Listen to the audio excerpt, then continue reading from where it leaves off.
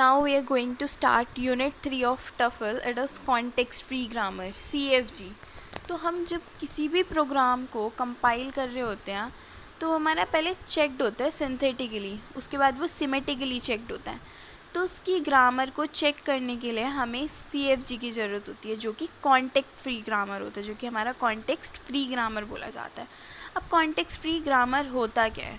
ये हमारी एक ऐसी ग्रामर होती है जहाँ पे हमारे सेट ऑफ रूल्स होते हैं जो कि हमारे बताते हैं कि भाई ये जो हम सेंटेंस बना रहे हैं, हम जो भी लैंग्वेज बना रहे हैं, वो हमारी वैलिड है या फिर वैलिड नहीं है। यहाँ पर कुछ सेट ऑफ रूल्स होते हैं जो कि डिफाइंड होते हैं, जिसकी हेल्प से हम पता लगा पाते हैं। तो यहाँ पर हमारे ग्रामर में होते हैं 4 टपल्स। 4 टपल्स में पहला होता है हमारा वी, जहाँ पर हमारे सेट होते हैं कैपिटल लेटर्स के। दूसरा होता है हमारा, या तो उसे टी बोल लें या फिर सिग्मा बोल लें, जिसमें हमारे सेट होते हैं इनपुट लेटर्स के। जो वी एन है, जो हमारा सेट ऑफ कैपिटल लेटर्स है, उसे हम नॉन टर्मिनल भी बोलते हैं कि ये नॉन टर्मिनल सिम्बल्स हैं। जितने भी हमारे कैपिटल सिम्बल्स होंगे उन्हें हम नॉन टर्मिनल सिम्बल्स बोलते हैं, और जो भी हमारे स्मॉल लेटर्स के सिम्बल्स होंगे उन्हें हम टर्मिनल सिम्बल्स बोलेंगे। देन पी, थर्ड हमारा टपल आता है P, that is set of productions. Last one is S. S क्या है? हमारा स्टार्ट सिंबल, जिससे भी हम अपनी ग्रामर को स्टार्ट कर रहे हैं उसे हम बोलते हैं start symbol. Grammar is set to be context free grammar if it's each of the production in the grammar is in this form. अगर हमारी जो ग्रामर है उसे हम कॉन्टेक्स्ट फ्री ग्रामर तब बोलेंगे वो अगर इस प्रोडक्शन में या तो हमारे पास राइट साइड में, लेफ़्ट साइड में एक कैपिटल लेटर मतलब एक नॉन टर्मिनल है, और लेफ़्ट साइड में भी दोनों नॉन टर्मिनल है, या फिर राइट साइड में हमेशा हमारा एक ही लेटर आएगा लेफ़्ट साइड में, that is non terminal letter, और राइट साइड में एक single terminal letter. Next is, अब अगर हमारी कोई ऐसी प्रोडक्शन है ए से ए टेंस टू अल्फ़ा, जो हमारा ये सिंबल होता है एरो का सिंबल है, इसे हम बोलते हैं टेंस टू। तो A tends to alpha is a production. अगर ये कोई ऐसी प्रोडक्शन है तो हम उसे बोलेंगे कि ये हमारा ए का प्रोडक्शन है। जो हमारी अल्फ़ा है वो हमारी ए का प्रोडक्शन है।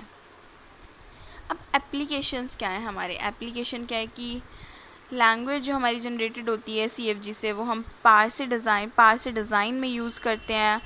बहुत सारे ब्लॉक स्ट्रक्चर्स को डिस्क्राइब करने में यूज़ होती है प्रोग्रामिंग लैंग्वेज में, और ये बहुत सारी अर्थमेटिक एक्सप्रेशंस को डिस्क्राइब करने में यूज़ होती है।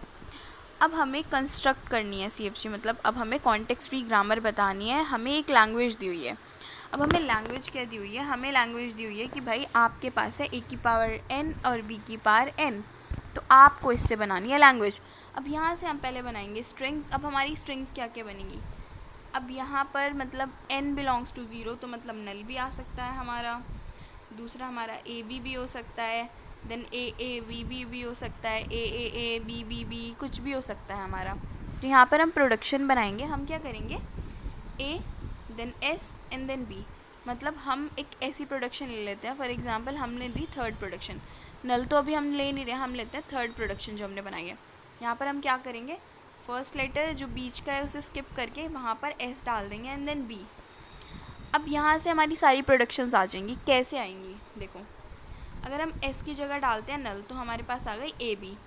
अगर हम इस S की जगह दोबारा AS, हमारा ASB है, ASB है, अगर हम इस S में फिर से ASB डालें तो A तो ये है ASB एंड B।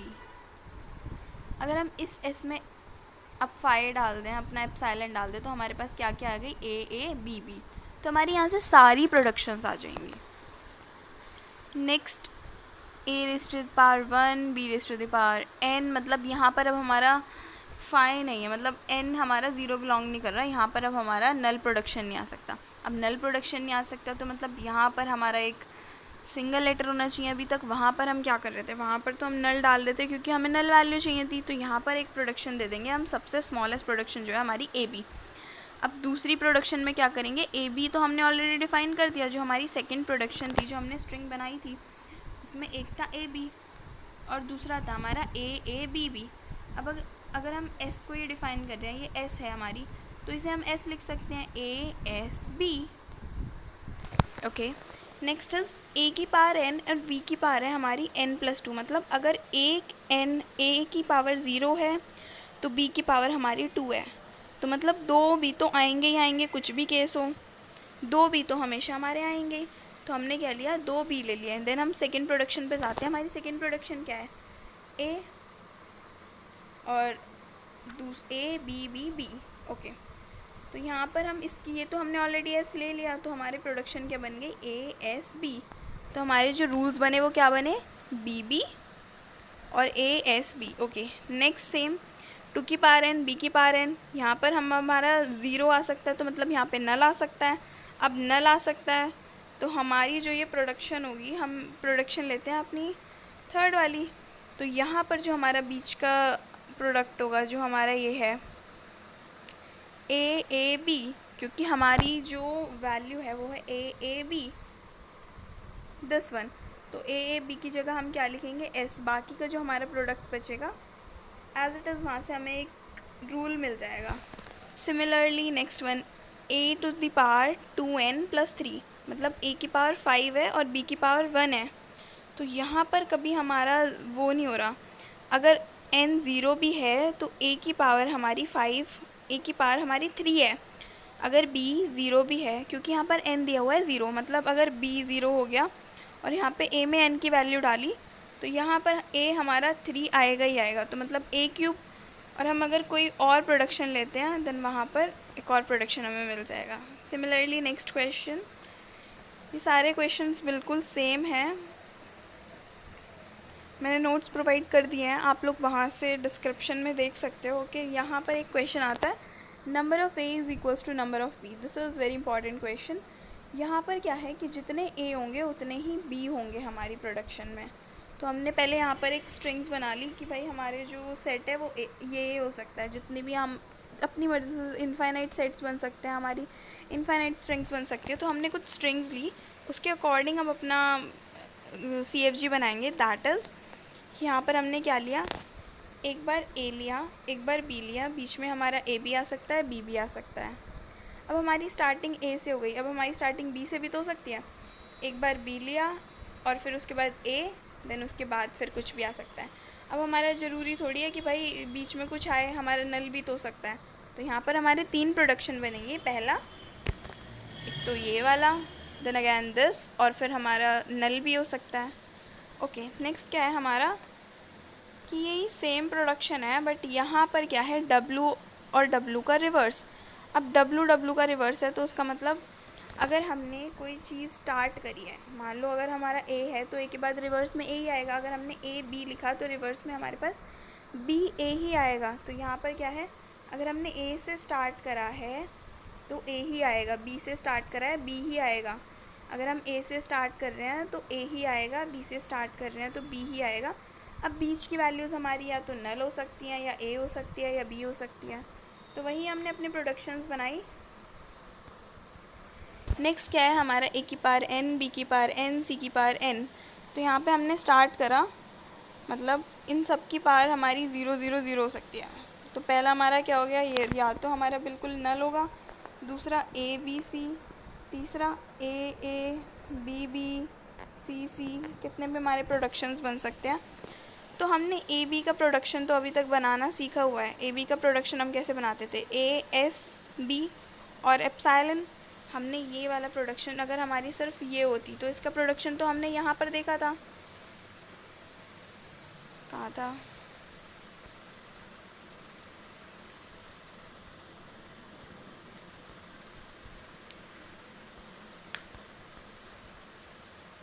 ये रहा।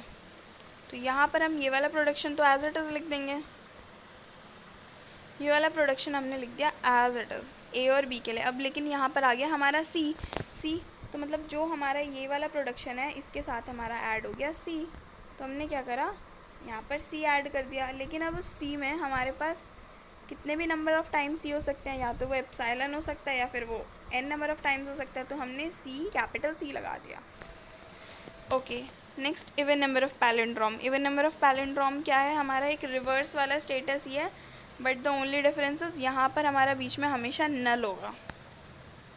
ऑड नंबर ऑफ़ पैलिंड्रोम में हमारा नल की जगह आ जाएगा ए और बी, देन अगेन हमारे रिवर्स वाले कंडीशन आ गई, लेकिन यहाँ पे रिवर्स वाले में, वहाँ पर तो हम रिवर्स कर रहे थे लेकिन हम फाई और ए बी का यूज़ कर रहे थे, लेकिन हमें यहाँ पर ऑलरेडी मेंशन है कि जो हमारा रिवर्स है वो डिफरेंशिएट होगा सी में। तो मतलब आगे हमारे यहाँ ए आया तो ए से ही एंड होगा, बी आया तो बी से ही एंड होगा, लेकिन बीच में हमारा क्या होगा, सी होगा।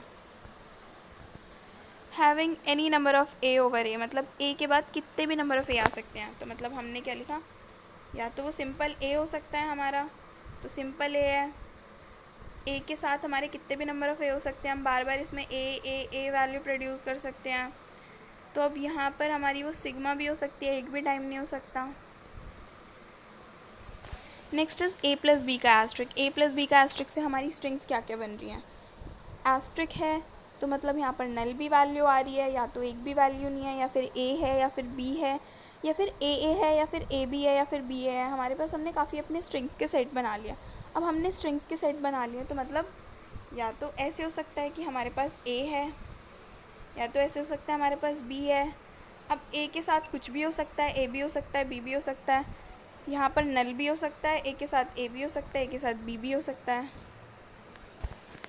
Okay now A B A as a substring, मतलब ए बी ए, हमारे पास ए बी ए है, पीछे भी कुछ हो सकता है, आगे भी कुछ हो सकता है। अब वो आगे हमारा ए भी हो सकता है और बी भी हो सकता है। ए के साथ कितने भी नंबर ऑफ़ टाइम ए हो सकता है, बी के साथ कितने भी नंबर ऑफ़ टाइम बी हो सकता है, एक नल हो जाएगा। Next contain A, it is similar to above. Now balanced parenthesis. Balanced parenthesis क्या है कि भाई हमें एक वो बनाना है सेट, इसमें हमारे पैरेंथेसिस बैलेंस्ड होने चाहिए। तो बैलेंस पैरेंथेसिस के लिए क्या बनेंगे, एक बार ये वाला पैरेंथेसिस आ गया, स्टार्ट कर दिया ऐसे, देन अगेन हमारी रिपीट भी हो सकते हैं, ऐसे ऐसे ऐसे ऐसे भी हो गया तो हमने डबल एस लगाया। ऐसे भी हो सकता है एक भी बार हमारा पैरेंथेसिस ना आए। Now languages. अब लैंग्वेजेस क्या होते हैं, जो हम अपने by applying the production rules in the different order starting from start symbol, a given grammar can normally generate many strings. The set of all such strings of terminal is known as language defined by the grammar. तो हम जब भी कोई production rules बनाते हैं वहाँ से हमें एक स्ट्रिंग मिलती है, तो जो भी हमारा एक टर्मिनल प्रोड्यूस होकर आता है, जो भी हमारी एक लैंग्वेज डिफाइंड होकर आती है, उसे हम लैंग्वेज बोलते हैं। अब लैंग्वेज को हम यहाँ पर ग्रामर में कैसे डिनोट करते हैं, एल ऑफ जी से डिनोट करते हैं। यहाँ पर एक एग्जांपल दिया हुआ है लैंग्वेज का, और अगर दो लैंग्वेज इक्विवेलेंट हैं तो वो दोनों इक्वल होंगी। Now derivation. डेरिवेशन क्या होता है, जो भी हमने अभी रूल्स यहाँ पर बना के देखे, यहाँ पे जो हम CFG के रूल्स बना रहे थे, these are known as rules. अब इन रूल्स की हेल्प से हम ये डिराइव कर रहे थे, अपनी जो भी हमारी स्ट्रिंग्स थी, हम अपनी इन रूल्स की हेल्प से ये स्ट्रिंग्स डिफाइन कर रहे थे। तो जो भी हम डिराइव करते हैं अपने रूल्स की हेल्प से, उसे हम बोलते हैं derivation. Okay, so now during parsing we have to take 2 decisions. अब हमें 2 डिसीजन लेने पड़ते हैं। We have to decide non terminal which is to be replace. पहले हमें देखना होगा कि भाई कौन सा हमें नॉन टर्मिनल रिप्लेस करना है। देन उसके बाद हमें एक चीज़ और डिसाइड करनी होती है कि रिप्लेस तो करेंगे, लेकिन हम उसमें से कौन सा रूल लें। तो ये आपको बहुत अच्छे से समझ आएगा। पहले हम यहाँ पर 2 अप्रोचेस देख लेते हैं। पहला है हमारा body to head approach, that means हम ऊपर से नीचे तक अप्रोच कर रहे हैं। दूसरा हेड टू बॉडी, पहला तो नीचे से ऊपर अप्रोच करना, देन दूसरा ऊपर से नीचे अप्रोच करना। अब यहाँ पर हमारे 2 तरीके की पॉसिबिलिटीज़ हो सकती हैं, या तो LMD या फिर RMD। अब ये LMD और RMD है क्या, चलो इसे समझते हैं। अब हमारे पास एक एग्जाम्पल है A माइनस बी प्लस ए। अब हमारे पास एक ग्रामर दी हुई है, हमें ये जनरेट करना है। जो हमारा ये प्रोडक्शन है, हमें ये प्रोडक्शन जनरेट करना है। तो हमें प्रोडक्शन जनरेट कैसे करेंगे, हमारा जो E है, E टेंड्स टू, हमें प्रोडक्शंस दी हुई हैं, हमारे को एक तो ये वाली ग्रामर बनानी है जो हमारी ये दी हुई है, A minus B plus A. Then उसके बाद हमारे पास 3 रूल्स दिए हुए हैं कि भाई इन तीनों रूल्स की हेल्प से हमें ये प्रोडक्शन बनाना है। तो हम कैसे बनाएंगे, अगर हम मान लो हमने लिया, पहली प्रोडक्शन ले ली कि E tends to E plus M है, E प्लस एम है। देन नेक्स्ट हमारे पास E प्लस एम तो आ गई, मतलब अब हमें इस E को ऐसे रिप्लेस करना पड़ेगा कि हमारे पास माइनस आए। तो हम इस वाले E को रिप्लेस कर देंगे इस वाले E से, तो हमारे पास क्या आ गया, E minus E plus E। तो हम सारे ई में वैल्यूज़ पुट कर देंगे, या तो हम ई में ए डाल सकते हैं या बी डाल सकते हैं, अकॉर्डिंग टू आवर नीड हम सारी वैल्यूज़ को पुट कर देंगे। अब अगर हम इसे LMD से कर रहे थे, LMD का मतलब क्या है, हमने लिया E tends to E plus E, पहली प्रोडक्शन ली हमने E प्लस ई। यहाँ पर हमारी लेफ़्ट प्रोडक्शन क्या है, दिस वन, तो हमें हम इसे ही रिप्लेस कर सकते हैं। अगर हमारे पास दो नॉन टर्मिनल्स हैं जो कि हमारे राइट साइड पर है, हमारे पास दो स्टार्ट सिंबल्स हैं जिसे हम रिप्लेस कर सकते हैं। अगर इधर वाली कोई वैल्यू, हमारे पास दो वैल्यूज़ हैं तो हम LMD से कर रहे हैं, तो हम फर्स्ट वाली वैल्यू को ही पहले रिप्लेस करेंगे, देन दूसरी वाली वैल्यू की वैल्यू पुट कर सकते हैं। RMD में क्या होता है, RMD में हमने अगर ये वाला प्रोडक्शन लिया है तो इसके अकॉर्डिंग हम राइट वाली वैल्यू में वैल्यू पुट करेंगे, जो राइट वाला ई है उसमें वैल्यू पुट करेंगे। तो यहाँ पर राइट वाले ई में हमने E प्लस ई वैल्यू डाली है, then according to our need, then accordingly right के हिसाब से हमने पहले इस ई को बी पुट करा, देन इस वाले ई को, sorry this is A B है ना, तो यहाँ पर हमने इस वाले ई को ए पुट करा, देन इस वाले ई को बी पुट करा, देन इसे ए पुट करा। अगर ये LMD होता तो पहले इसे ए पुट करते, देन बी पुट करते, देन ए पुट करते हैं। Next we have to derive LMD and RMD for ABB। अब हमें LMD और RMD डिराइव करनी है, तो हम कैसे डिराइव करेंगे, हमारे पास यहाँ पर एक सेट है। अब हमारे पास एक सेट है, हमें एक ABB के लिए डिराइव करनी है, तो वो कैसे डिराइव होगी, हमने पहली प्रोडक्शन ली अपनी AB प्रोडक्शन ले ली, देन अगर हम LMD से कर रहे हैं तो हम A को ही रिप्लेस करेंगे क्योंकि वही हमारा लेफ़्ट में है। हमने A की जगह वैल्यू पुट करी AB, B हमारा एज इट इज़ रहा। अब हमारे पास दो B हैं तो हम फर्स्ट वाले B को रिप्लेस करेंगे, फर्स्ट वाला B हमारा रिप्लेस हो गया SB से। नाउ अब हमारे पास दो कैपिटल लेटर्स आ गए यहाँ पर, एक तो हमारा S और दूसरा हमारा B। तो हम फिर से यहाँ पर लेफ़्ट वाली वैल्यू लेंगे, लेफ़्ट वाली वैल्यू में S की जगह अब हम AB तो डाल नहीं सकते भाई, AB डालेंगे तो हमारी प्रोडक्शन इंक्रीज़ हो जाएगी, तो हम क्या डालेंगे यहाँ पर नल। अब हमने यहाँ पर नल वैल्यू डाली, then after that we got this. अब हमारे पास A की बचा है, B बचा है, अब B में हम SB की वैल्यू डालेंगे, S की जगह हम नल पुट कर देंगे, हमारे पास हमारी फाइनल प्रोडक्शन आ जाएगी। सिमिलरली हमें RMD में करना है। RMD में इतना फ़र्क है कि बस जो हम लेफ़्ट वाली प्रोडक्शंस की वैल्यू डाल रहे थे, ऊपर हमने A की वैल्यू डाली थी, यहाँ पे हम राइट वाले प्रोडक्शन की वैल्यू डालेंगे, यहाँ पर B की वैल्यू डालेंगे, हमें सेम रिजल्टेंट मिलेगा।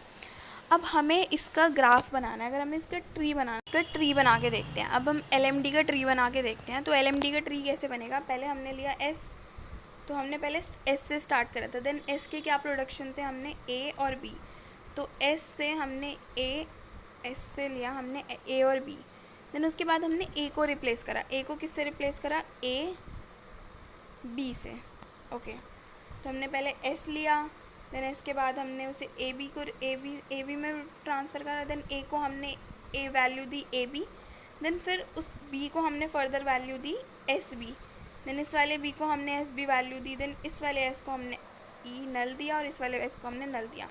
तो हमारे पास रिजल्टेंट प्रोडक्शन क्या आया, जो भी हमारी नीचे की जो भी रूट वैल्यूज़ होंगी हमारे पास, वही हमारे फाइनल प्रोडक्शन होगी। तो हमारी फाइनल प्रोडक्शन क्या आ गई, A null B null B, तो ये क्या बना, ABB। नाउ डेरिवेशन ट्री क्या है, हमारा एक ग्राफिकल रिप्रेजेंटेशन है डेरिवेशन का, और ये हमारे एक प्रेसिडेंस ऑर्डर फॉलो करता है। इसकी प्रॉपर्टीज़ क्या है कि रूट नोट हमेशा जो हमारा होता है वो हमारा इंडिकेट कर रहा होता है स्टार्ट सिंबल को, और डेरिवेशन हमारी लेफ़्ट से राइट में रीड होती है, और जो लीफ नोड होता है वो हमेशा हमारा एक टर्मिनल नोड होता है, और जो इंटीरियर नोड होती है हम उसे नॉन टर्मिनल नोड बोलते हैं। अभी ऊपर मैंने एग्जांपल से आपको बहुत अच्छे से समझा दिया है कि हम बनाते कैसे हैं ट्री को, सिमिलर वे में यहाँ पर ये बना हुआ है। Next is ambiguity grammar. Ambiguity grammar क्या होती है, हमारी कोई भी ऐसी ग्रामर जिसके सेट्स हमारे पास रूल्स डिफाइंस हैं, लेकिन उस रूल से हम एक से ज़्यादा LMD या फिर RMD बना पाए। मतलब एक तो हमने LMD बना दिया, अपना लेफ़्ट मोस्ट डेरिवेशन बना दिया, लेकिन हम उस प्रोसीजर से एक और तरीके की LMD बना रहे हैं जो कि LMD सेम नहीं है लेकिन सेम रिज़ल्ट प्रोड्यूस कर रही है। या तो दो LMD बनने हैं या फिर दो RMD, वो हमारे सेम है, एक से ज़्यादा हमारे प्रोडक्शंस, एक से ज़्यादा हमारे लेफ़्ट मोस्ट डेरिवेशंस बन रहे हैं या फिर राइट मोस्ट डेरिवेशंस बन रहे हैं, और वो अगर सेम है तो हम उस ग्रामर को बोलेंगे एम्बिगुइशियस ग्रामर। फॉर एग्जांपल अब ये वाला हमारा एक सेट ऑफ रूल्स है, यहाँ से हम 3 × 2 + 5 हम एक स्ट्रिंग बनानी है। तो हमने पहले लिया 3 + e+e, हमने ये वाली स्ट्रिंग ली e+e, पहला रूल लिया। देन LMD के अकॉर्डिंग हम इस वाले ई को रिप्लेस करेंगे, इस वाले ई को हमने रिप्लेस करा e × e, देन हमने वैल्यूज़ पुट कर दी। नेक्स्ट LMD हमने क्या लिया, हमने यहाँ पर प्लस की जगह ले लिया मल्टीप्लिकेशन। अब हमने मल्टीप्लिकेशन लिया, यहाँ पर ले लिया, अब हमने मल्टीप्लिकेशन। अब हम इस वाले ई को रिप्लेस करेंगे। अब हम इस वाले ई को किस चीज़ से रिप्लेस कर रहे हैं, इसी को हम रिप्लेस कर रहे हैं आई से। हमने इस ई को रिप्लेस करा आई से, आई की जगह हमने वैल्यू दी इसे 3, आई की जगह हमने वैल्यू दे दी 3। अब यहाँ पर हमारा 3 × e आ गया। अब 3 × e आ गया, देन दूसरे वाले ई की जगह हमने वैल्यू पुट कर दी e+e। नाउ अब हमारी पूरी स्ट्रिंग आ गई है। तो यहाँ पर एक से ज़्यादा LMD बन गए, तो इसका मतलब ये ग्रामर हमारी एम्बिगुइशियस है। हमारा आता है सिंप्लीफिकेशन या फिर मिनिमाइजेशन ऑफ CFG। तो सिंप्लीफिकेशन या फिर मिनिमाइजेशन ऑफ CFG में क्या होता है कि हम जो भी हमारे यूज़लेस प्रोडक्शंस होते हैं उन्हें डिलीट कर रहे हैं। जो भी हमारी प्रोडक्शंस काम में नहीं है ग्रामर को बनाने के लिए, हम उन्हें डिलीट कर देते हैं। तो CFG को मिनिमाइज़ कर रहे हैं। तो यहाँ पर 3 तरीके हैं। पहला तो हमारा है रिमूवल ऑफ यूज़लेस सिंबल, दूसरा जो भी हमारे नल प्रोडक्शंस हैं उन्हें रिमूव कर रहे हैं, तीसरा हमारे यूनिट प्रोडक्शंस को रिमूव कर रहे हैं। अब हमारा यूनिट प्रोडक्शंस क्या होता है, अब आपको यूज़लेस सिंबल्स तो पता चल जाएगा, जो हमारे काम के नहीं है वो symbols. Then elimination of null production क्या है हमारा, कि जो भी हमारे नल है उन्हें एलिमिनेट कर रहे हैं। यूनिट प्रोडक्शन क्या है, मान लो अगर हमारा कोई कैपिटल लेटर है, यहाँ पर नॉन टर्मिनल लेटर है और यहाँ पर सिंगल नॉन टर्मिनल लेटर है, तो ये हमारा यूनिट प्रोडक्शन है। यहाँ पर इसके साथ ना तो हमारा कोई टर्मिनल लेटर है या फिर इसे कोई और नॉन टर्मिनल लेटर भी फॉलो नहीं कर रहा है, ये सिर्फ हमारा एक टर्मिनल लेटर है। तो यूज़लेस सिंबल्स को हम रिमूव कैसे करते हैं, हमारे पास एक क्वेश्चन लेते हैं, हम क्वेश्चन से समझेंगे। पहला स्टेप क्या होता है, हमारे जितने भी प्रोडक्शंस हैं जिनमें टर्मिनल लेटर्स आ रहे हैं, अब यहाँ पर हमारी इस ग्रामर में दो हमारे पास ऐसी प्रोडक्शंस हैं। पहला तो A टेंड्स टू B, पहला तो A टेंड्स टू B, दूसरा हमारा C टेंड्स टू B।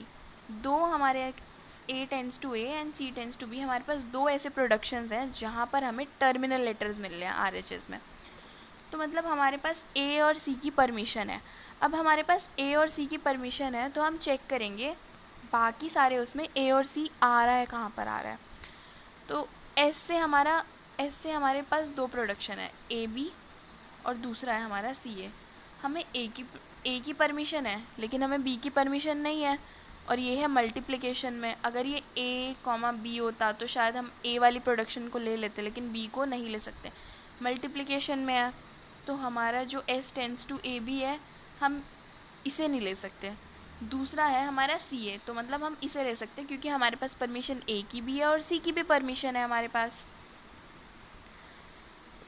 अब हमारी जो हमारा सेट है वो क्या बन गया, SCA। अब हमारे पास S की भी परमिशन है, C की भी परमिशन है, A की भी परमिशन है। अब हम ऊपर चेक करते हैं क्या हमारे पास RHS में एक ऐसा सेट है जहाँ पे S, A और C तीनों चीज़ें हैं। भाई यहाँ पर A और C है, ये तो हमने ले लिया। यहाँ पर A और B है, B की परमिशन हमारे पास है ही नहीं। यहाँ पर B और C है, B की परमिशन भी नहीं है। यहाँ पर A और B है, इसकी B की भी परमिशन नहीं है। यहाँ पर AB है, AB की B की भी परमिशन नहीं है। तो मतलब हमारे पास ये जो हमारा सेट आया है, ये जो हमारी ग्रामर आई है, ये हमारी फाइनल ग्रामर है। इसे हम G' का नाम दे देंगे। एक और क्वेश्चन देखते हैं। इस क्वेश्चन में भी हमने यही करा, जो भी हमारे प्रोडक्शंस हैं जहाँ पर भी हमारे स्मॉल लेटर्स आ रहे हैं, यहाँ पर C tends to ABB, A tends to S हमारा कैपिटल है, ये नहीं है, सिर्फ ये वाला है, C टेंड्स टू ABB। तो हमारे पास अभी C की परमिशन है। अब हमारे पास C की परमिशन है तो हम देखेंगे C किस किस में आ रहा है। एक तो हमारा C A में आ रहा है, A टेंड्स टू BCC। दूसरा हमारा E में C आ रहा है, E की परमिशन हो गई हमारे पास, C ऑलरेडी था ही हमारे पास। अब हमारे पास A, E और C की परमिशन है। अब हम चेक करेंगे इसमें कि भाई हमारे पास A, E और C की परमिशन आ गई है। तो हमारा कोई ऐसा प्रोडक्शन है जहाँ पर A, E और C आ रहा है। हाँ भाई हमारे पास एक ऐसा प्रोडक्शन मिल गया, यहाँ पर A आ रहा है, A की परमिशन है, तो अब मतलब हमारे पास S की भी परमिशन हो गई। अब कोई ऐसा प्रोडक्शन है जहाँ पर S आ रहा है, हाँ ये रहा, तो A टेंड्स टू SB की भी परमिशन अब हमें मिल चुकी है। अब हमारे जो प्रोडक्शन होंगे हम इन सब प्रोडक्शंस को करेंगे अरेंज। तो यहाँ पर हमारा स्टार्ट जो हो रहा है वो हो रहा है स्टार्ट हो रहा है हमारा ए ए ए से, जो हमारा स्टार्टिंग सिंबल है उसकी प्रोडक्शन है हमारी A, then capital A, then A, then उसके बाद अब हम यहाँ पर ए का यूज़ हो रहा है तो हम ए की प्रोडक्शन लिखेंगे। ए की प्रोडक्शन क्या है, बी सी सी, यहाँ पर सी का यूज़ हो रहा है तो हम सी की प्रोडक्शन लिखेंगे। सी में क्या आ रहा है, ए बी बी। बाकी के जो सिंबल्स हैं जैसे कि हमारा हो गया ई, ई को हम नहीं लिखेंगे। ई को हम क्यों नहीं लिखेंगे, क्योंकि हमारा यहाँ पर कोई यूज़ ही नहीं है ई का, और दूसरे वाले ए का भी हमारा कोई यूज़ नहीं आ रहा है यहाँ पर, क्योंकि हमारी ऑलरेडी सारी प्रोडक्शंस इनसे बन पा रही हैं। तो हमारे जो बाकी सिंबल्स हैं हम उन्हें अरेंज ही नहीं करेंगे। The third question is also similar. These questions are similar. I will be providing the notes in the description box. You can, एक बार आप लोग इनके रेफरेंस ले लेना. You can go there and check these notes. Okay.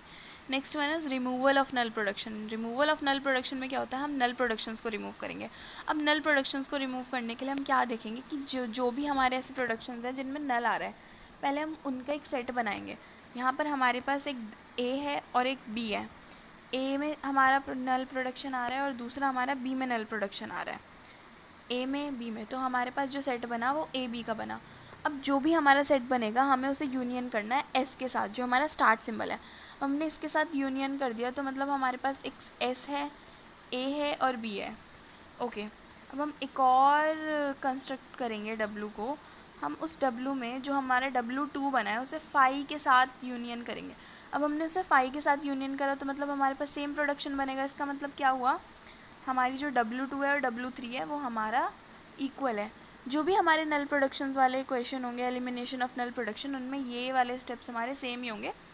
पहला step हमें ये देखना है कि भाई किस किस में हमारे नल प्रोडक्शन आ रहे हैं, देन हमें यूनियन करना है एस के साथ. एस के साथ यूनियन करने के बाद एक और हमें W जनरेट करना है जिससे हमें यूनियन करना है फाई के साथ, दैट मीन्स नल के साथ. तो हमें W2 और W3 हमेशा सेम मिलेंगे स्टेप 1 में.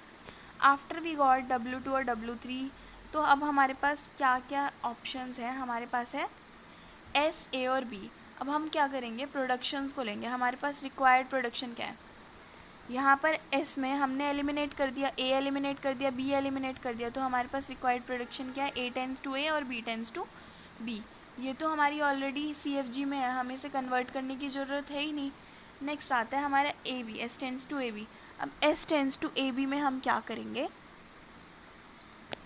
पहले हम एक बार ए को नल रखेंगे यहाँ पर, क्योंकि हमारे पास ए भी नल है, बी भी नल है. अगर हमने ए को नल रखा तो हमारे पास आया बी, और अगर हमने बी को नल रखा तो हमारे पास आया एस टेंस टू ए. और एस टेंस टू ए भी हमारे पास पहले से था ही, तो हमारे पास एक नई ग्रामर क्या बन गई, S tends to A B, S tends to A B. Okay.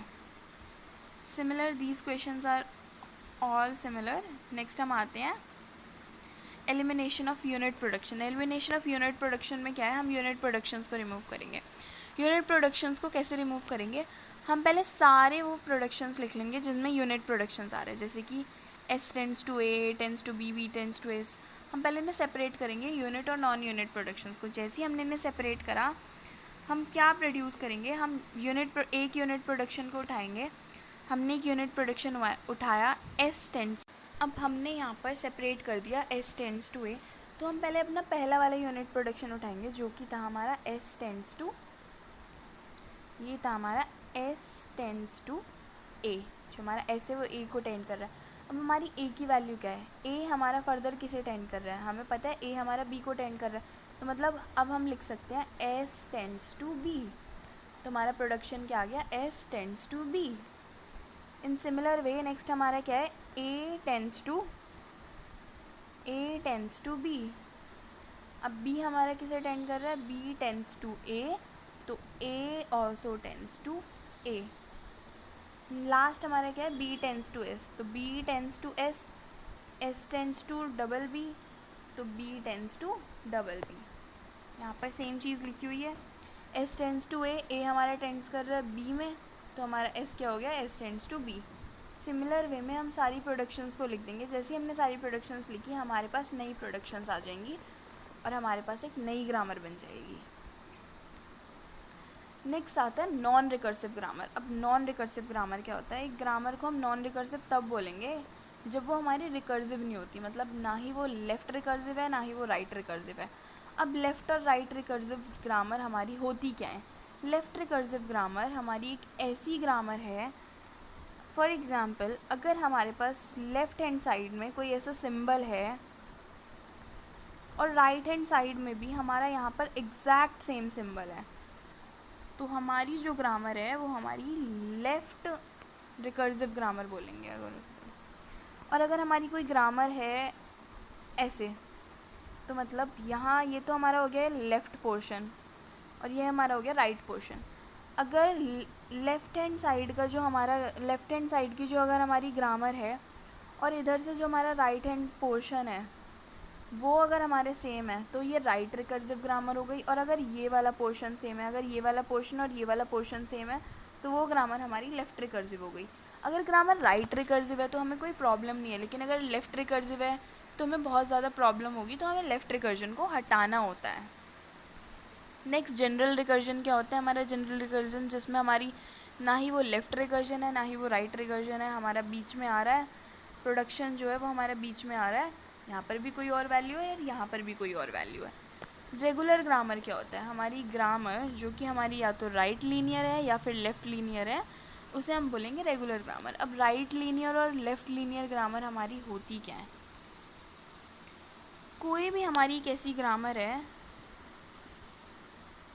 S tends to ए और ए, मतलब यहाँ पर हमारा राइट हैंड साइड में आ रहा है हमारा नॉन टर्मिनल लेटर, और अगर कोई भी ग्रामर है हमारा लेफ़्ट हैंड साइड में नॉन टर्मिनल लेटर आ रहा है तो वो हमारी लेफ़्ट लीनियर ग्रामर है। नेक्स्ट अब हम कंस्ट्रक्ट कर रहे हैं फाइनाइट ऑटोमेटा जो हमारा एक्सेप्ट कर रहा है। अब हमें फाइनाइट हमें दी हुई है ग्रामर, मतलब हमें CFG दिया हुआ है, अब CFG से हमें बनाना है फाइनाइट ऑटोमेटा। तो हम कैसे बनाएंगे? पहला रूल लेते हैं। पहला रूल क्या है हमारे पास? A0 से A1 और दूसरा B A2 पे जा रहे हैं, तो मतलब A0 से हम A1 पे जा रहे हैं, A0 से हम A2 पे जा रहे हैं, A की हेल्प से जा रहे हैं, B की हेल्प से जा रहे हैं। ओके, अब हमारा A0 बन चुका है, अब हम A1 बनाएंगे। A1 में क्या है हमारा? A1 में हम AB की हेल्प से जा रहे हैं A2 पे, A1 में हम AB की हेल्प से जा रहे हैं A2 पे, ठीक है, चले गए। देन उसके बाद A की हेल्प से जा रहे हैं A2 पे, A की हेल्प से जा रहे हैं A2 पे। ओके, नेक्स्ट क्या है हमारा? A2 से जा रहे हैं हम AA पे, तो अब हम AA पे जा रहे हैं, तो मतलब हम फाइनल स्टेज पे जा रहे हैं, हम एक फ़ाइनल स्टेज बनाएंगे। A2 से हम AA पे जा रहे हैं, वो हमारी फ़ाइनल स्टेज है। अब भी हमने यहाँ पर एक साथ लिख दिया है इन्हें, AA और A को। अब हम इसे डिफ्रेंशिएट कैसे करेंगे? भाई मल्टीप्लाई है तो ये ऐसे जॉइंट होंगे हमारे, ठीक है, मल्टीप्लाइड है तो हमारी ये सीरीज़ में कनेक्ट हो रखे हैं। हमने ये कनेक्ट करा, हमारे पास एक फाइनल डायग्राम बनकर आ गया, जो हमारा ये जो प्रोडक्शन था वो हमारा फाइनाइट ऑटोमेटा में कन्वर्ट हो गया। इन सिमिलर वे नेक्स्ट हमारे पास है S0 S और 1, मतलब हमारे पास एक S है, एक प्रोडक्शन है हमारे पास S जो कि हम स्टार्ट कर रहे हैं, उसे ज़ीरो से हम 0 1S, तो मतलब ज़ीरो से हम 1S पर जा रहे हैं। अब ज़ीरो से जैसे ही हम 1S पर जा रहे हैं उसके बाद हमारा S हमारा 1 पे भी पहुंचा रहा है, मतलब ये जो 1S है ये हमारा 1 से वापस S पर भी आ रहे हैं, और एक हम फाइनल स्टेट लगा ही देंगे अपनी। अभी जो हमने यहाँ पर S1Z दिया है, अब हमने ABC को ABC से रिप्लेस कर देंगे। In similar way we have the next string, हमारे पास क्या है? S से हम जा रहे हैं यहाँ पर 0 की हेल्प से हम जा रहे हैं 1 1 S पर।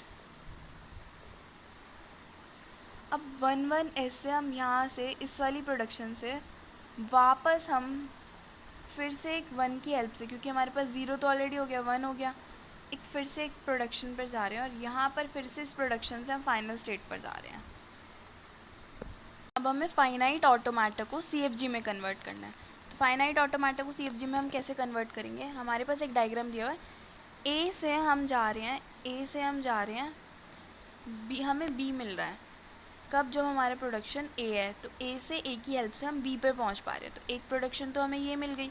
दूसरी प्रोडक्शन हमारी क्या है? B से हम हमारे पास लूप लगा हुआ है, तो मतलब इनफाइनाइट टाइम्स हमारे पास ए है, दूसरा इनफाइनाइट टाइम्स हमारे पास बी है, और वो हमारा नल भी हो सकता है।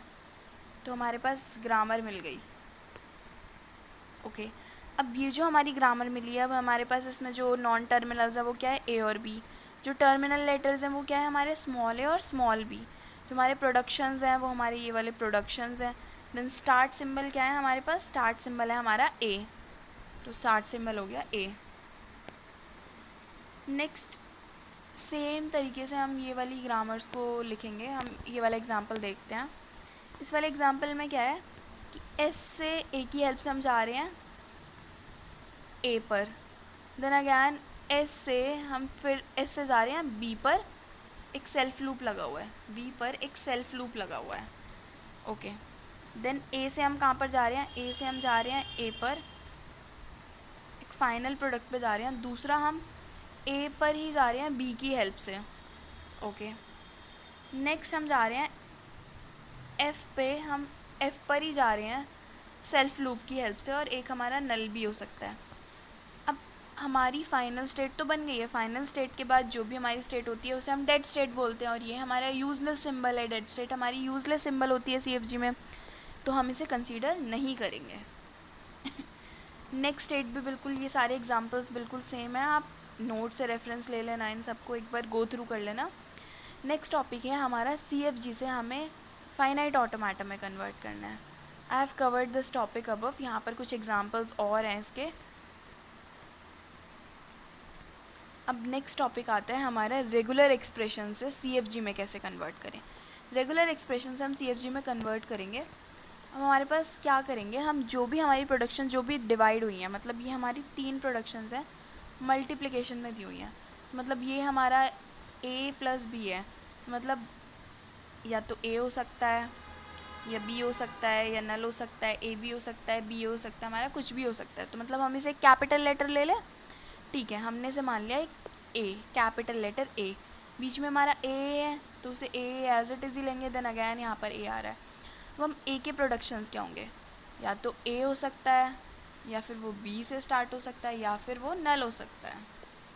ठीक है, नेक्स्ट आता है हमारा 0 इंटू 1 इंटू 0 इंटू 1 इंटू। तो अब हम इस वाले क्वेश्चन में क्या देखेंगे, सेकेंड वाले क्वेश्चन में, कि भाई हमारे को एक रिग्रेशन इक्वेशन दी हुई है। अब हमारी जो ये इक्वेशन है इसमें ये 2 पोर्शन में डिवाइड है। एक तो ये वाला पोर्शन, ये इस वाले पोर्शन से मल्टीप्लाई हो रहा है। तो हम क्या करेंगे, पहले वाले पोर्शन को मान लेते हैं ए, और दूसरे वाले पोर्शन को मान लेते हैं बी। अब पहले वाला पोर्शन क्या है हमारा 0, दूसरा वाला पोर्शन है 1, 0 + 1 एंड इसका होल एस्ट्रिक। अभी हमने एस मान लिया हमारा, एक इसमें डिवाइड कर दिया एस, हमने ये वाला पोर्शन को नाम दे दिया हमने ए, इस वाले पोर्शन को नाम दे दिया हमने बी। अब हमने डिवाइड कर दिया ए और बी में, तो नाउ ए विल बी, अब हम ए की वैल्यू निकालेंगे। ए की वैल्यू कैसे निकालेंगे, ए की वैल्यू के लिए हम देखेंगे ए में क्या है 0, तो मतलब 0। अब 0 तो कितनी बार टाइम्स भी आ सकता है, क्योंकि उसके ऊपर एस्ट्रिक लगा है, तो हम ए लिख देंगे उसके आगे। देन नल, 0 की वैल्यू नल भी हो सकती है। नेक्स्ट पार्ट क्या है हमारा 1, 0 + 1 और एस्ट्रिक। तो मतलब नेक्स्ट पार्ट हमारा क्या है, या तो हमारा आ सकता है 0, या आ सकता है हमारा 1 और उसके ऊपर एस्ट्रिक है, होल एस्ट्रिक है, तो उसका मतलब क्या है, उसमें नल भी आ सकता है। Okay, next is A asterisk. A asterisk मतलब ए इनफाइनाइट टाइम आ सकता है हमारा, तो ए के आगे एस लगा देंगे और ए हमारा नल भी हो सकता है।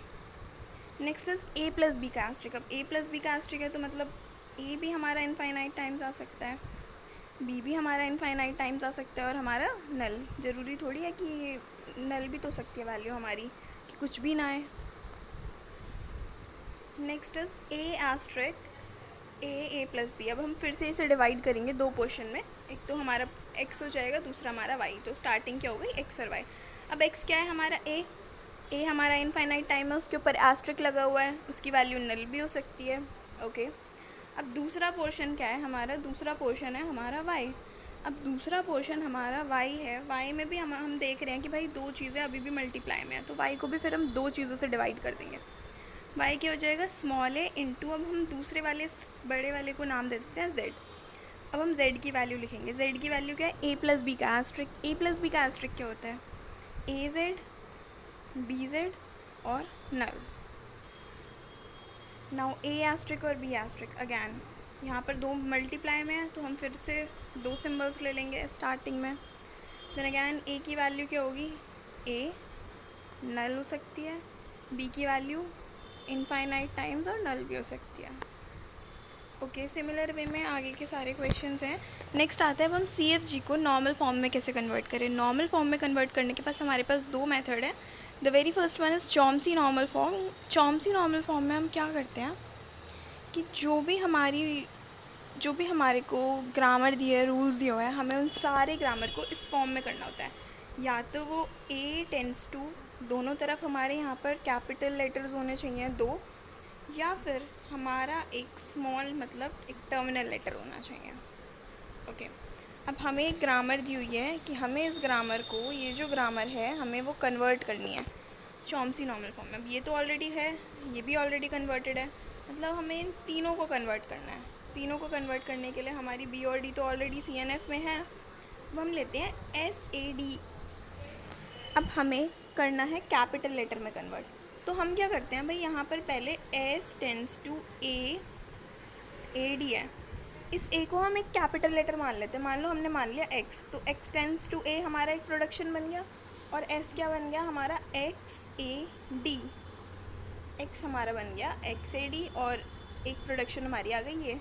अब हमारा ये एक्स ए डी बन गया। अब हम एक्स और ए को एक पेयर बना लें, एक्स और ए को हम एक पेयर बना लेते हैं और इसे एक नाम दे देते हैं। अगर इसे हमने माना पी और दूसरा डी है तो S tends to P D, और पी की वैल्यू क्या हो गई? X A. अब ये तो हमारा सी एन एफ में है, ये भी हमारा सी एन एफ में है और ये भी हमारा सी एन एफ में है। नेक्स्ट है A tends to A B. तो A tends to A B, again यहाँ पर हमने इसे कैपिटल लेटर मान लिया, स्मॉल को एक्स। अब ये हमारा सी एन एफ में बन गया। यहाँ पर भी हम बी को मानेंगे कैपिटल लेटर, देन इनके पेयर्स बनाएंगे। आफ्टर मेकिंग द पेयर हमारी सी एन एफ फॉर्म आ जाएगी। जितने भी हमारी सी एन एफ फॉर्म बनी है 1 2 3, जितने भी हमारी यहाँ पे दो C N F form already थी, यहाँ पर हमारी जितनी भी सी एन एफ फॉर्म्स बनी हैं, हमें उन सारी फॉर्म्स को एक साथ लिखना है, वो हमारी फाइनल ग्रामर होगी। तो क्या करना है, पहले हमें चेक करना है कि भाई वो इस फॉर्मेट में है या फिर नहीं है। अगर इस फॉर्मेट में नहीं है, अगर हमारी वो इस फॉर्मेट में नहीं है, तो जो भी लेटर्स होंगे, अगर स्मॉल लेटर्स हैं और वो ऐसे उसके बाद में हमारे टर्मिनल लेटर्स हैं, तो हमें पहले से कैपिटल में टर्न करना है। अगर इसे कैपिटल में टर्न करेंगे तो हमारे पास कुछ ऐसी एक फॉर्मेट आएगी। अब ये एक फॉर्मेट आएगी तो ये तो हमारी सी एन एफ में है ही है। देन उसके बाद हमें पेयरिंग अप करनी है, और पेयरिंग अप हमें तब तक करनी है जब तक वो सिर्फ ऐसे दो ना बचे। हमारे जो कैपिटल लेटर्स हैं वो सिर्फ दो ना बचे, 3 से 2 ना हो जाए। 4 हैं तो 2 बचाने चाहिए, हमें 2 बचाने हैं। तो बेसिकली हमें क्या करना है, अगर कोई हमारा नॉन टर्मिनल लेटर है या फिर हमारा कोई स्मॉल लेटर है या फिर टर्मिनल लेटर है, तो हमें क्या करना है, उसे कैपिटल लेटर में कन्वर्ट करना है। अगर वो सी एन एफ फॉर्म में नहीं है देन उनके पेयर्स बनाने हैं। अब नेक्स्ट आता है, ये सेम क्वेश्चंस हैं हमारे सी एन एफ के, कुछ और क्वेश्चंस हैं। हाँ, अगर सी एन एफ का कोई क्वेश्चन है और हमें उसमें यूनिट और नल प्रोडक्शंस दिए हुए हैं, तो पहले हमें उसमें यूनिट और नल प्रोडक्शंस हटाने होंगे, और वो हमने अभी ऊपर पढ़ा था कि यूनिट प्रोडक्शंस और नल प्रोडक्शंस हम कैसे हटाते हैं। ओके, अब आते हैं हम जी एन एफ में। जी एन एफ में क्या होता है कि हमारा जो जी एन एफ है वो इस फॉर्मेट में होना चाहिए। आगे तो हमारा एक स्मॉल लेटर होना चाहिए, देन उसके बाद हमारे कैपिटल लेटर्स आ सकते हैं, उसके बाद हमारे कितने भी कैपिटल लेटर्स आ सकते हैं, लेकिन स्टार्टिंग में हमारा एक स्मॉल लेटर होना चाहिए। राइट हैंड साइड में तो हमेशा एक कैपिटल लेटर होगा, लेकिन और लेफ्ट हैंड साइड में हमेशा कैपिटल लेटर होगा, लेकिन राइट हैंड साइड में हमेशा पहले एक स्मॉल लेटर आएगा, उसके बाद हमारे टर्मिनल लेटर्स आ सकते हैं। नाउ अब हमें कन्वर्ट करनी है जी एन एफ फॉर्म में, तो हमें पहले ध्यान देना होगा कि भाई कोई नल प्रोडक्शन तो नहीं है, कोई यूनिट प्रोडक्शन तो नहीं है। अगर नल और यूनिट प्रोडक्शन है तो पहले हम उन्हें हटाएंगे। अब हमें इस ग्रामर को कन्वर्ट करना है जी एन एफ में, तो हम कैसे कन्वर्ट करेंगे, पहले हम इन ग्रामर्स के जितने भी यहाँ पर लेटर्स हैं इन सबको रिप्लेस कर देंगे A1 A2 A3 A4 की फॉर्म में। हमने S को रिप्लेस करा A1 से, C को रिप्लेस करा A2 से, A को रिप्लेस करा A3 से, B को रिप्लेस करा A4 से। आफ्टर रिप्लेसिंग हमारे पास एक ऐसी ग्रामर बन गई है। अब इस ग्रामर में हमें क्या चेक करना है, हमें वैल्यूज़ चेक करनी है कि ये I है, जो इधर की वैल्यूज़ हैं वो I हैं, और जो इधर की वैल्यूज़ हैं वो J हैं। अगर I हमारा छोटा होता है J से तो फिर तो ठीक है, लेकिन अगर आई हमारा बड़ा है जैसे, तो वो प्रॉब्लमेटिक सिचुएशन है। अब यहाँ पर हमारा आई तो जैसे स्मॉल है, ये ऑलरेडी हमारा जीएनएफ फॉर्म में है क्योंकि यहाँ पर तो एक स्मॉल लेटर है ही। अब यहाँ पर हमारा आई जो है वो बड़ा हो गया क्योंकि A4 हमारा बड़ा होता है A1 से, तो मतलब आई हमारा बड़ा हो गया J से, तो ये हो गई हमारी प्रॉब्लमेटिक सिचुएशन। अब हम इस वाली सिचुएशन को लेते हैं। अब हमने यहाँ पर लिया तो A4 और A1। अब यहाँ पर हम इसे सही करने के लिए क्या करेंगे, A1 को हम रिप्लेस करेंगे। A1 की वैल्यू क्या थी, A2 A3 A4 A4। अब A1 की जगह हम वैल्यूज़ रखेंगे, A1 की, इस A1 की जगह जो ऊपर दो वैल्यूज़ हैं हम उन वैल्यूज़ को रखेंगे। उसके बाद हम फिर से चेक करेंगे क्या अब भी आई हमारा बड़ा है। यहाँ पर तो ठीक है A2 A4 और A2, लेकिन यहाँ पर ये इक्वल आ गया, लेस देन ग्रेटर देन और इक्वल टू नहीं होना चाहिए कभी भी, लेकिन यहाँ पर तो ये इक्वल आ गया, फिर से वही प्रॉब्लमेटिक सिचुएशन। लेकिन ये तो हमने पीछे एक और चीज़ पढ़ी थी, अगर ये लेफ़्ट हैंड साइड की जो वैल्यू है वो राइट हैंड साइड की वैल्यू की इक्वल आ जाए तो ये तो हमारा लेफ़्ट रिकर्जन बन जाता है। और हमने वहाँ पर एक और चीज़ पढ़ी थी कि भाई लेफ़्ट रिकर्जन बनता है तो हमें उसे रिमूव करना पड़ता है क्योंकि वो बहुत ज़्यादा प्रॉब्लमेटिक सिचुएशन है। तो यहाँ पर अब हमारा ये लेफ़्ट रिकर्जन बन गया। अब लेफ़्ट रिकर्जन को हम रिमूव कैसे करेंगे, लेफ़्ट रिकर्जन को रिमूव करने के लिए हमें एक एक्स्ट्रा वेरिएबल लेना पड़ता है, एक एक्स्ट्रा सिंबल लेना पड़ता है जिसे हम बोलते हैं z। अब हमने यहाँ पर लिया z, अब हमें ये रिमूव करना है तो इसे रिमूव करने के लिए हमने एक सिंबल ले लिया z। अब z को रिमूव कैसे करेंगे हम, यहाँ पर जिसमें भी प्रॉब्लम आ रही है, जिस भी अल्फ़ाबेट में या जिस भी हमारे प्रोडक्शन में प्रॉब्लम आ रही है, जिसकी वजह से प्रॉब्लम आ रही है उसे हम स्किप कर देंगे, बाकी के जो पोर्शन बचा होगा हम उसे लिखेंगे। हमने बाकी का पोर्शन लिखा, एक बार ऐसे लिखा और एक बार उसके साथ z ऐड कर दिया। After that A4 tends to B and A4 tends to B, B A3 A4। In this production जो हमारी A4 वाली प्रोडक्शन है, हमें वो वाली प्रोडक्शन एज इट इज़ लिखनी है, but the only difference will be कि यहाँ इस वाली प्रोडक्शन में प्रॉब्लम आ रही थी तो इस वाली प्रोडक्शन को तो हमने Z के साथ लिख दिया, इस वाली को स्किप करा, एक बार इसे एज इट इज़ लिखा, देन एक बार इसे Z के साथ लिखा। अब हमारी प्रोडक्शंस कौन कौन सी बची, B A3 A4। अब A4 को हम कैसे लिखेंगे, A4 को हम लिखेंगे जो भी हमारी प्रोडक्शंस बची हुई हैं जिनकी वजह से हमारा लेफ़्ट रिकर्जन नहीं आ रहा है, पहले हम उन दोनों प्रोडक्शंस को लिखेंगे, देन आफ्टर दैट उन सेम प्रोडक्शंस को हम Z के साथ लिखेंगे। अब हमने इन सेम प्रोडक्शंस को Z के साथ लिख दिया। अभी जो भी हमारी ग्रामर बनी है वो हमारी ग्रामर, हम सारी ग्रामर को यहाँ पर लिख देंगे, A1 A4 जो भी हमारी ग्रामर बनी थी हमने सारी ग्रामर लिख दिया। लेकिन अभी भी ये हमारा GNF फॉर्म में नहीं आया। GNF फॉर्म में होने के लिए हमने क्या देखा था कि एक स्मॉल लेटर होना चाहिए, उसके बाद हमारे कैपिटल लेटर्स आ सकते हैं। तो यहाँ पर हम क्या करेंगे, अब A2 की वैल्यू पुट करेंगे, A1 में A2 की वैल्यू पुट करेंगे। जैसे ही हम A2 की वैल्यू पुट कर देंगे हमारे पास अपनी रिक्वायर्ड प्रोडक्शन आ जाएगी। आफ्टर दैट हमें A4 की वैल्यू पुट करनी है। अब A4 में तो हमारी बहुत सारी वैल्यूज़ हैं, तो A4 में जितनी भी वैल्यूज़ हैं हम सारी वैल्यूज़ को पुट करेंगे। पहले हमने A2 की वैल्यू पुट करी, A2 की वैल्यू थी B, तो ये हो गया B A3। देन उसके बाद हमें A4 की वैल्यू पुट करनी है। A4 की वैल्यू क्या है हमारी, A4 की फर्स्ट वैल्यू है हमारी B, तो यहाँ पर B पुट करेंगे, B A4 बन गया। देन अगैन इसकी वैल्यू है B A3 A4, B A3 A4, A4 already यहाँ पर है। Then BZ A4, B A3 A4 Z A4, okay. अब इसके बाद हमारा आता है A2। ऐसे हम it is A4 not A2। A4 में हम फिर से वैल्यूज़ पुट करेंगे। ये तो हमारा ऑलरेडी, ये वाले जो पोर्शंस हैं ये सारे हमारे ऑलरेडी GNF में है, तो हमें यहाँ पर किसी की भी वैल्यू पुट नहीं करनी है। नेक्स्ट आता है हमारा Z4। अब Z4 में हमारा A4 और A4 है, ये हमारा GNF फॉर्म में नहीं है, तो यहाँ पर हम A4 की वैल्यू पुट करेंगे। पहले इसमें सारी A4 की वैल्यू पुट करेंगे, देन इसमें सारी A4 की वैल्यू पुट करेंगे। उसके बाद A2 और A3 ऑलरेडी हमारा GNF में है। देन हमारी जो रिक्वायर्ड ग्रामर होगी, जो हमारा फाइनल रिक्वायर्ड ग्रामर है वो हमें मिल जाएगी।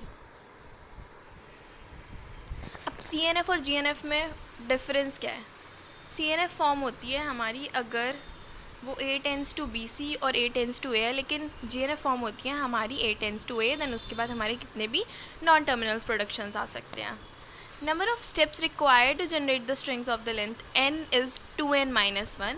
हमारे जो CNF में स्टेप्स होते हैं, अगर वो कोई लेंथ n है तो हमें 2n-1 स्टेप्स की रिक्वायरमेंट होती है, लेकिन GNF में हमें n ही स्टेप्स की रिक्वायरमेंट होती है। CNF हमारा मेंबरशिप एल्गोरिथम में यूज़ होता है, और GNF हमारा यूज़ होता है CFG को PDA में कन्वर्ट करने के लिए, पुश डाउन ऑटोमेटा में कन्वर्ट करने के लिए। CNF derivation on parse tree obtain from CNF is always binary tree. यहाँ पर जो हम डेरिवेशन निकालते हैं पार्से ट्री से CNF की, वो हमेशा एक बाइनरी ट्री आता है, लेकिन GNF में ज़रूरी नहीं है कि हमारा एक बाइनरी ट्री ही आए। लेंथ जो है प्रोडक्शन की वो CNF में रिस्ट्रिक्टेड होती है, लेकिन GNF में रिस्ट्रिक्टेड नहीं होती है, क्योंकि CNF में हमें बोला है या तो एक सिंगल प्रोडक्शन आना चाहिए, या फिर यहाँ पर 2 हमारे कैपिटल लेटर्स आ सकते हैं, उसके बाद कोई लेंथ नहीं हो सकती। लेकिन GNF में हमारा एक स्मॉल लेटर के बाद कितने भी हमारे कैपिटल लेटर्स आ सकते हैं, यहाँ पर कोई लेंथ हमारी रिस्ट्रिक्टेड नहीं है। Now programming problems based on properties of CFG। कौन कौन सी प्रॉब्लम्स होती हैं हमारी जो कि बेस्ड होती है प्रॉपर्टीज़ ऑफ CFG पे?